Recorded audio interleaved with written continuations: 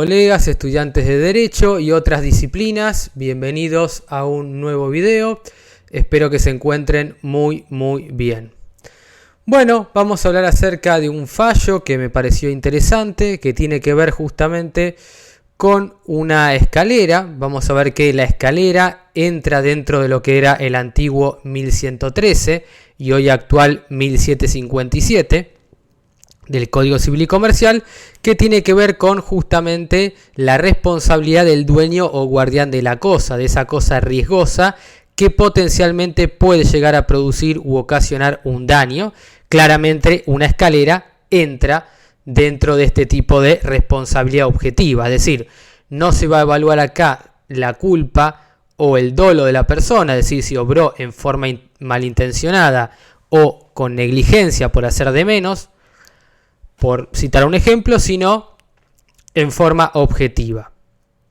Bueno, no tenía las escaleras una adecuada protección antideslizante y la baranda se encontraba en mal estado y los ascensores no funcionaban. Entonces el tema es que obviamente la persona no tuvo otra opción que usar las escaleras porque los ascensores no funcionaban. Y el tema es que no contaba con este producto que le hiciera que la escalera no fuese resbalosa y además tampoco contaba con barandas que se encontraran en buen estado, por lo tanto la persona no tenía un buen agarre, no podía sujetarse de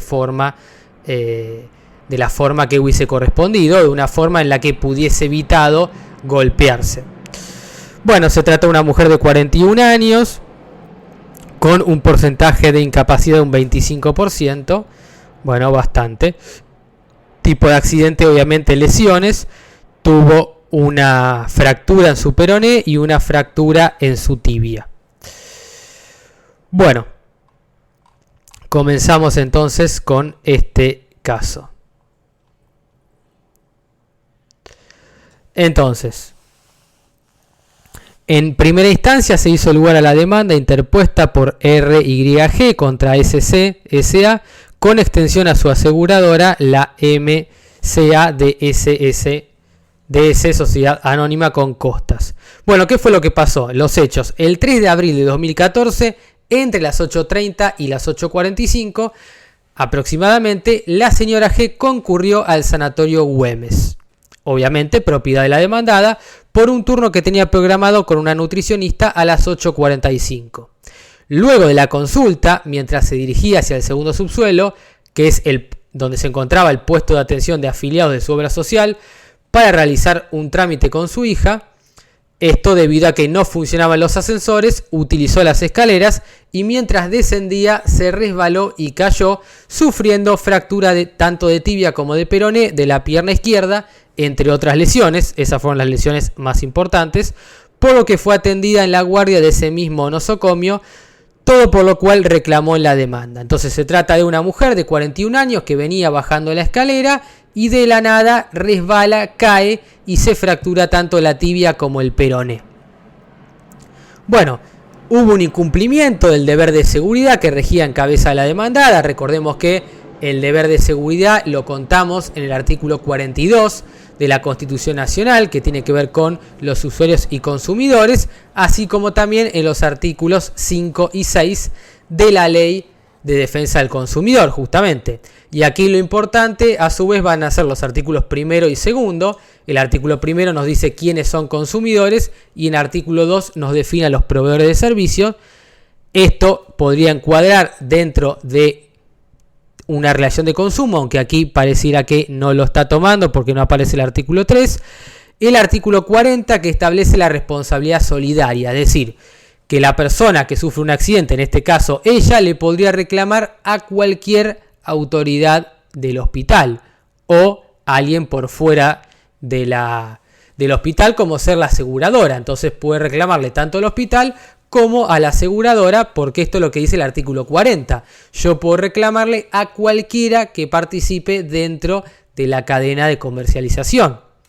Responsabilidad solidaria apunta justamente a eso. Yo le puedo reclamar a cualquiera la totalidad de la deuda. Obviamente, si yo le reclamo al sanatorio, el sanatorio después va a poder ejercer acciones de repetición contra la aseguradora, es decir, cobrarle la parte que corresponda a la aseguradora, pero bueno, eso va a ser un tema que quedaría entre ellos. Bueno, entonces, ¿cómo se defiende? Obviamente, la demandada se tiene que defender demostrando algún eximente de responsabilidad y por lo tanto, justamente al demostrar un eximente, no tendría que indemnizarla. ¿Cuál podría ser? Bueno, caso fortuito, fuerza mayor, culpa de la víctima. Podría haber dicho, bueno, no, fue culpa de la víctima porque no tomó las precauciones que tendría que haber tomado. Bueno, o un tercero por el cual no debo responder. No, bueno, el mantenimiento de la escalera o el chequeo de las barandas y demás estaba a cargo de un tercero, yo no tengo nada que ver. Lo cierto es que no pudo acreditar nada de esto. Tanto la demandada como la citada en garantía, es decir, la aseguradora, se agraviaron con relación a la atribución de responsabilidad por los montos fijados respecto de la incapacidad sobreviniente, que es el daño psicofísico y estético, gastos médicos, farmacología y daño moral, y también respecto a la tasa de interés. Bueno, recordemos que para atribuir responsabilidad tenemos los elementos o presupuestos de responsabilidad, daño, que es todo perjuicio o menoscabo sufrido por una persona, tiene que haber un factor de atribución, ya sea subjetivo u objetivo, o lo que se conoce justamente como una persona que tiene que ser la que haya ocasionado el daño, y tiene que haber una relación de causalidad, es decir, un vínculo directo, actual e inminente entre el daño y la persona que lo causa. Y obviamente antijuricidad, es decir, que esa conducta sea contraria al ordenamiento jurídico y que no esté justificada. Podría estar justificada por algunos supuestos como ser la legítima defensa que hemos visto en otros videos. Bueno, aquí habla como siempre cuál va a ser la norma aplicable. Esto lo dejan claro el artículo 7 del Código Civil y Comercial. Entonces siempre se va a aplicar la norma que estuviese vigente al momento de los hechos, por una cuestión de principio de irretroactividad de la ley. Recordemos igual que el principio de irretroactividad tiene una excepción, que es la ultraactividad, pero bueno, eso lo pueden ver bien en la ley 14250 de convenios colectivos. Bueno, aquí también lo que ha sostenido la jurisprudencia, que obviamente los jueces no están obligados a evaluar cada uno de los hechos y tener en cuenta la prueba que cada una de las partes les traiga. Bueno, obviamente en caso de que no se tenga una cuenta, un hecho o una prueba que a nosotros sí nos interese y sea conducente para arribar a la solución del conflicto, nosotros vamos a poder decir que esa sentencia es arbitraria e impugnarla, obviamente planteando un recurso.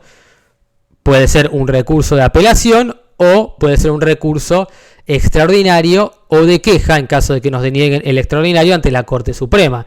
Recordemos que una sentencia arbitraria es aquella que está dotada o que cuenta con una ilegalidad manifiesta, que tiene un defecto formal en su fundamentación o sustanciación, es decir, que no está ajustada a derecho, no está exponiendo las razones o los motivos fundados para llegar a esa conclusión. Entonces, bueno, importante tener en cuenta esto. Bueno, aquí vamos a ver toda la parte de la prueba, no nos vamos a meter aquí dentro de los tipos de prueba. No van a ser interesantes ni conducentes. Aquí cita un fallo del año 98. Bueno, vamos a tener prueba tanto testimonial como prueba pericial, a los efectos obviamente de acreditar. No va a tener que intervenir un perito médico para que dé cuenta de las lesiones, obviamente. Bueno, lo que hizo la jueza fue ponderar el deber de seguridad que debe primar en las relaciones de consumo. Entonces lo que hizo la jueza es, bueno, establecer prioridad a ese deber de seguridad, de cuidado, que obviamente tiene que priorizarse dentro de una relación de consumo en los términos del artículo 3 de la Ley de Defensa del Consumidor, que es aquella que vincula a un consumidor con un proveedor de servicios. Bueno, y tuvo en cuenta que la demandada es la explotadora comercial del sitio en donde la actora sufrió el accidente. El infortunio tuvo lugar en una escalera fija cuando la señora González se disponía a descender por ella. Bueno, menciona un fallo anterior de esta sala donde se dijo que al tratarse la escalera de una cosa inerte, la víctima tiene que probar la configuración del riesgo o vicio de la cosa, ya que ésta deviene activa y operante del daño en razón del vicio que presenta. Entonces, la víctima va a ser la que tiene que probar esa responsabilidad objetiva hoy del 1757 del Código Civil y Comercial. En aquel momento del 1113, que recordemos fue esta responsabilidad objetiva, se introdujo con la reforma del año 68, por la ley 17711, en la que participaron como máximos exponentes,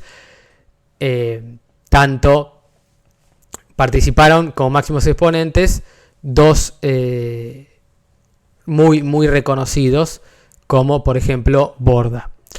Bueno, vemos aquí entonces que esto claramente encuadra dentro de la ley 24240, y aunque no fuera así, por el artículo 42 queda claro que hay una obligación de seguridad que incumplió claramente. En este momento no estaba presente esto que hablamos hoy de justamente prevenir el daño. Entonces el 1710 actual hoy no existía, que tiene que ver con obrar de buena fe y hacer todo lo posible para que no se produzca un daño, y si se produjo ese daño no se agrave. En ese momento no existía, entonces al momento de ocasionar un daño automáticamente se tenía que reparar por el principio de no dañar del artículo 19, alterum non laedere, cuando nos habla de no perjudicar a otros. Entonces en este caso se viola el principio de buena fe porque no obró con cuidado, no tomó las debidas precauciones la demandada, y por otro lado violó el principio de no dañar porque produjo un daño. Y no puede caer esto dentro de un caso fortuito o fuerza mayor, que hoy son equivalentes, porque no se trata de un hecho imprevisible o de un hecho que siendo previsible es inevitable. Justamente esto, tomando las precauciones necesarias, se hubiese claramente evitado. En mi modo de ver, esa escalera cuya descripción hecha por la actora resulta adecuada según el perito y que posiblemente en aquel momento estaba en obra o afectada por esa obra en planta, actuó como causa eficiente del hecho dañoso. En los términos de la ley de consumidor, con el deber de seguridad que ella impone, exige u obliga, se trató de una relación contractual de consumo, es decir, aplica el artículo 3 de la 24240 y queda claro que la escalera constituye una cosa riesgosa que potencialmente puede causar un daño. Pero aun cuando se optara por analizarlo como un vínculo extracontractual, entiendo que la solución sería la misma. Entonces, para la jueza dice, no importa si esto lo vemos dentro de la esfera de contractual o si lo vemos como un vínculo extracontractual. El resultado sería el mismo. Es que sea por el riesgo creado, que es lo que decía el 1113 del Código Civil, hoy 1757 del Código Unificado, como por el deber de seguridad, es decir, el que establecen los artículos 5, 6 y que extiende en forma solidaria el artículo 40, el dueño y guardián, que no son lo mismo, para liberarse de responsabilidad, es decir, para no responder, van a tener que ellos mismos probar, es decir, el dueño o guardián va a tener la carga de la prueba. Ellos van a tener que acreditar que el daño se produjo por una causa que no le puede ser imputable, entiéndase, por una causa ajena, es decir, ellos no tuvieron nada que ver, no hicieron nada para que eso se produjera. Y en este caso puntual no se puede acreditar que la actora la hubiera utilizado de un modo inapropiado, por lo cual no cabe atribuir el hecho a la culpa de la víctima. Entonces aquí dejan en claro que no se puede plantear la culpa de la víctima o el hecho de la culpa de la víctima porque la actora llevó adelante el uso correspondiente de la escalera, no hizo nada en contra de las normas o de las buenas costumbres. Bueno, también en cuanto al sobrepeso de la señora G, que fue causa de su accidente al utilizar la escalera, también lo desestiman porque la demanda había concurrido a consulta con una nutricionista que atiende en esa sede para tratar su obesidad, de modo que el establecimiento de las condiciones adecuadas para toda persona que necesite tratamientos como los que allí se ofrecen puedan circular sin riesgo dentro de las instalaciones. Por otra parte, la accionada no acreditó que los ascensores en la ocasión funcionaran adecuadamente. Entonces, esto es importante. Bueno, justamente intentaron hablarle del sobrepeso. Bueno, pero esta persona actuó de buena fe porque justamente estaba yendo a este lugar para ver una nutricionista y para poder solucionar el tema de su sobrepeso. Entonces, si ahí atendía una nutricionista, la clínica tendría que haber, justamente al contrario, tendría que haber tomado las medidas o los recaudos necesarios para justamente tener en cuenta que personas que necesitaran de ver una nutricionista iban a recurrir, y justamente hizo lo contrario. Entonces intenta echarle la culpa a ella y más que nada a su sobrepeso, y obviamente la cámara aquí desestima todos esos argumentos, así como el hecho de que no usó el ascensor. Pero bueno, la demandada no pudo probar que el ascensor funcionara correctamente. Entonces se dijo que no es hecho material que atribuye la responsabilidad, sino que lo importante aquí es determinar si ese día la caída fue debido a la actuación del riesgo o vicio de la cosa. Tal responsabilidad va a nacer, obviamente, o tener su origen, de un factor de atribución, haber creado o no conjurado el riesgo del cual se sigue el daño. Entonces estamos claramente frente a un caso de responsabilidad de tipo objetivo por el riesgo o vicio de la cosa, y tiene que responder el dueño o guardián de la misma, y aquí cita este fallo del año 2016. Entonces, en segunda instancia se considera que es correcto lo que se sostuvo en primera instancia, porque quedó acreditado la situación de riesgo de la escalera, quedó acreditada la escalera como cosa riesgosa, y que no contaba con la protección antideslizante, la baranda estaba en un estado de mala o deficiente conservación, y los trabajos de obra, al menos entre las plantas que unía toda la escalera. Entonces queda claro que con toda esta situación descripta hubo una violación a la obligación de seguridad por parte de la demandada, y por lo tanto va a tener que responder, y se fijó esta suma de 335.000 por incapacidad sobreviniente, es decir, comprensiva del daño físico y estético. Y esta incapacidad se configura o tiene lugar cuando se verifica o queda acreditada una disminución en las aptitudes tanto físicas como psíquicas de la víctima. Así que espero que les haya gustado este video y nos vemos en otro video próximamente.